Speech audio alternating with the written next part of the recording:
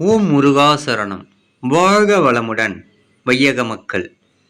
வெற்றிவேல் முருகனுக்கு அரோகரா.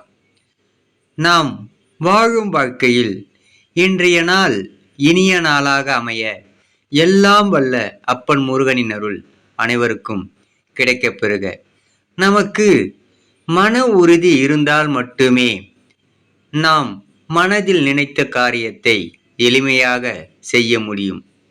இங்கு நமது உயிரே நமக்கு சொந்தமில்லாத போது சில உறவுகளை நமக்கு நிரந்தரமாக இருக்க வேண்டும் என்று நினைப்பது மாபெரும் தவறாகும்.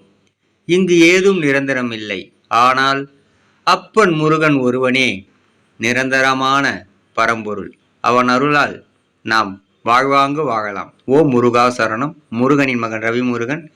ஓம் முருகா சரணம் சரணம் சரணம் சரணமே.